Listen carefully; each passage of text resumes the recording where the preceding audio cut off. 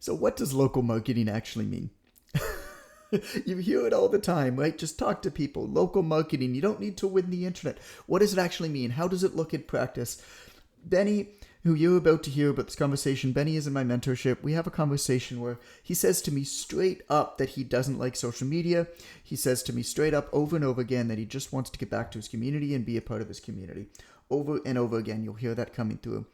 You will love what we figured out. We've been able to put together his experience and love for sport, giving back to his community, working with kids and working with parents at the same time, bringing it all together. And I don't know what's going to come from it. I really don't. And that's part of the fun. But as you will hear, and I think that you'll agree once you're done listening to this conversation, there is literally no way that this is going to end up badly. Right? We don't know how it's going to end up, but we know that it is 100% in the right direction. So I hope that you really enjoyed this conversation. Hope that it's meaningful for you. I hope that it helps. Benny, you are up, my friend. So Benny, same thing. Real quick, who you are, who you work with, what we're talking about today. Hi guys, so I'm Benny. I'm based in Ireland. I work with career-driven men over 30 who want to trim down, get stronger, and regain their confidence. And that's the avatar that I work with. I've been coaching for close to 3 years now, but I'm not coaching full time. So I had been previously, but I got a government job that's 9 to 5. I'm coaching online, and I also coach in person. So I'm currently doing like 16, 17-hour days. Which is why I joined OTM to try get out of that and get out of in person and fully online. Cool. What are we talking about today, man? So what I wanted to talk about was trying to grow within my community and trying to establish more leads within my community. One thing I am not good at and really dislike is the DMing. It's something I just haven't taken a liking to, and just can't bring myself to it. The majority of my followers are local people who I know from my community. I would say 90% of my clients are also people from my community that I would know in some way or another, or they would know me. So to DM them just feels very salesy, which just doesn't sit with me. What I wanted to do is just trying to figure out how I can establish myself further within the community to generate more sales from that. Because I have a certain level of trust within the community. I've played high level sports here in Ireland, so I'd be relatively well known. So I have some sort of trust level within my community, which has definitely helped me. Like my sales, once I get someone onto a call, like my sales is over 70% once I have someone on a call. So the trust factor is there, but it's getting more of that in. Who is it you work with? So career-driven men over 30. Okay. Mm-hmm. I know we joked a lot about your sports.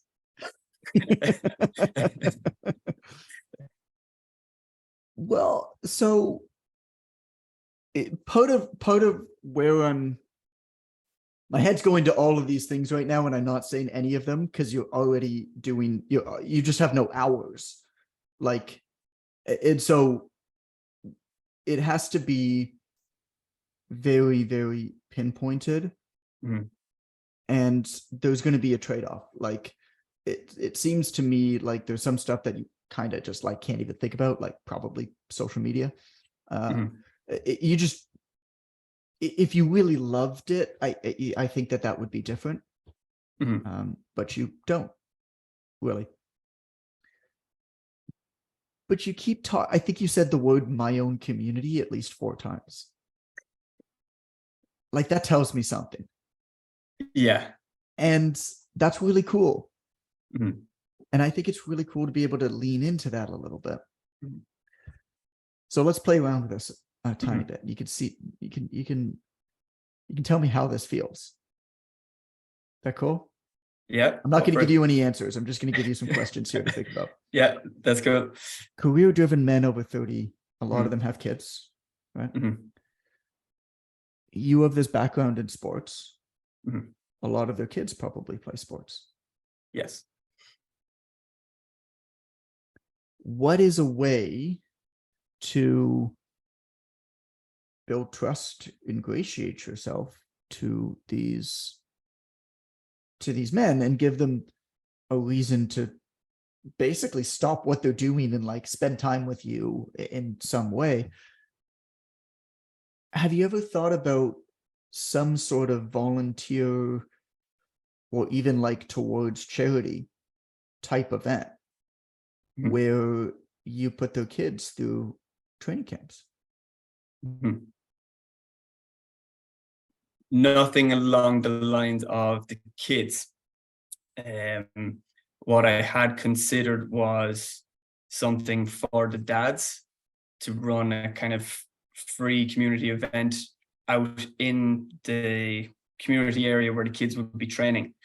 So the dads would be there, or the mothers would be there, and offer like a free initiative for them to come in and Well, train for the hour while their kids are there. here's something cool. Do you have a buddy you could do this with? Yeah.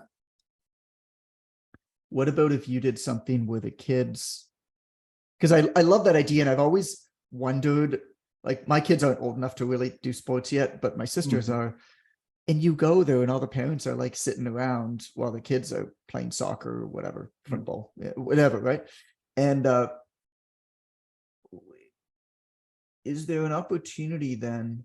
Because I love the idea of trying to organize something where the kids are involved and the parents are Mhm. involved and they both go there for that. Like if you try to organize something for the parents, they're never going to make time for it. Okay. It's just, I mean, I'm a busy, just, over 30 dad with a couple young kids. Like I can tell you right now that there is no way in hell that I would show up if you said, hey, there's like a training thing. But I can tell you without a shadow of a doubt that if you put signs up around my neighborhood that said um, something to the tune of, hey, I played, this professional sport. I want to get back to our community. And also I want to donate to charity. And so here's what I'm doing this Saturday at this park. Mhm. We're doing a training camp for the kids for free, and then a charity workout for the parents Okay. at the same time. Donate what you can, whatever. Uh, uh, Advised donation or is 20 quid, Mhm. whatever. But I don't know if that would work or not. Mhm. But I can tell you right now that if my wife saw that sign on a flagpole or on a post, she'd take a picture of it and she'd send it to me and say, we have to do this. Okay. And she would also send that to like my sister and some of her friends who live in the Yeah. neighborhood and tell our neighbors about it. And what a cool way to get back to the community. Mhm. Um, but also just like your goal here is to become trusted amongst these people Mhm. and get to know as many of them as you can. And you really don't have much time, Mhm. but you do have a couple hours on a weekend. Yeah.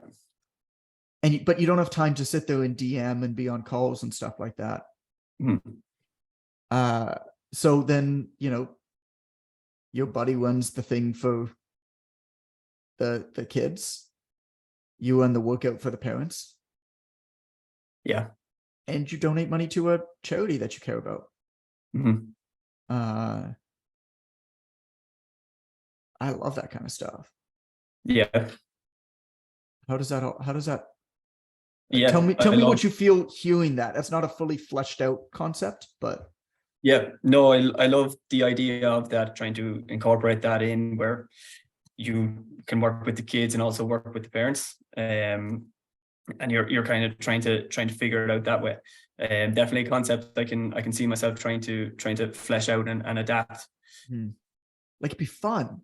And you never Mhm. know. The thing with that is you never know what it'll turn into as well. Mhm. Like, I don't know what kind of response it would get, but I think it's definitely worth trying. Yeah. Worst case scenario, you have some fun over the weekend. Yeah. Um, and move around a bit and get to meet some people. Yeah. But it could also, that type of thing morphs into other stuff.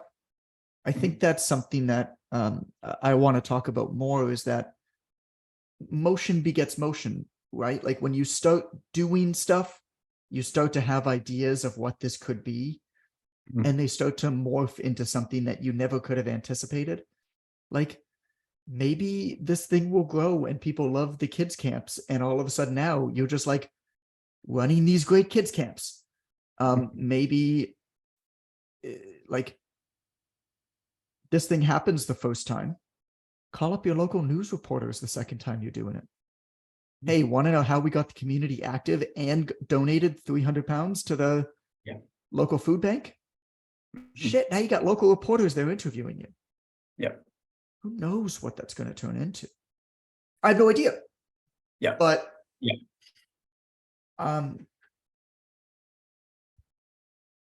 But you're not DMing. No. Right. Not to the level I need to be. No. Yeah. Let's play around with that concept. Yeah. It's my mind's just been pulled in a million different directions of what to do. Like, is it a podcast and interview all these kind of high achievers in the community? No. Is it go the community based with the kids and the parents? Yeah. You said the word give back to my community or be a part of my community like 4 times. Like, you got to be out there shaking hands, man. Maybe at some point, you know, you'll do a podcast in that, but similar to the first conversation that we had on this call, right? Yeah. It's podcast and content and stuff like that are great. Obviously, they're great, but they're long-term solutions.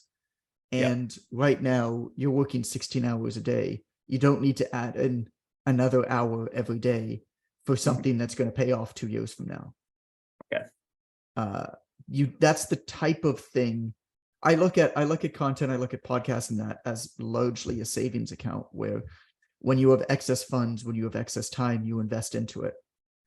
Not needing any short-term withdrawals. Knowing that over time it will compound and pay back. So once you do this and it starts going good and you have a lot more free time, then you can start playing around with concepts like that if you want to. Yeah. Right, if you want to. No, that's sweet. Yeah, man. Play around with it. I would just rip the Band-Aid off. Just like, if there's a big park by you that you know is always empty on the weekend, I'm sure you got some pylons. Like, it's not, you don't need anything other than that. Just print up, like, do it this weekend. Do it next weekend. Yeah. Just print up a bunch of signs and just run around the neighborhood. Put up 100 signs on the different poles. Go into the local coffee shops. Go into the local pubs, whatever it is. They all have like message boards. Just put your signs up in every single one of them. Yeah. And in all of them, just have an email that just says, message me to reserve your spot, your spot and your child's spot. Yeah. Just see what happens. Yeah. And just toy with that idea. Make it up as you go, dude. Like, it'll turn into something, but you don't know what it is. Even like how to run the kids practice and how to run your parents. Like, I mean, how hard is it? You know these drills. Where it might get hard is like if you want to give like an age range for the kids, but where it might get hard is if you have 5-year-olds and 12-year-olds. Yes. Okay. So you could either be specific or you could just know when you have drills that there's going to be like a range of people. I mean, when people message you, you say, oh, how old are your kids? Right? Yes. Yeah. No, that's awesome. That's awesome, John. Thank you very much. That was fun. John again. Hope that you enjoyed that. Hope that it helped. Hope that you kind of figured out what local marketing really means and what it doesn't mean, and how you don't need to get it perfect. But when you start doing these things, you can kind of see that, hey, this is a step in the right direction. You know what I'm saying? Like, this is a step in the right direction. I don't know what the final step is, but if my goal is to go from A to B to Z, right? If I'm at step A, I need to figure out what step B is. And all of a sudden now, step C becomes clear once I figured out step B. I'm really looking forward to seeing what Benny builds there. I know that he's already launched one of these, and he said it went great and super fun, and a lot of people from his community showed up. And they're just growing and growing and growing each week after week, which is just so cool. Anyway, like I said, this was a conversation from my mentorship, from a hot seat. If you're interested in scaling your online health, nutrition, fitness business, please send me a DM on Instagram. I'm at It's Coach Goodman. We'll have a conversation about the mentorship.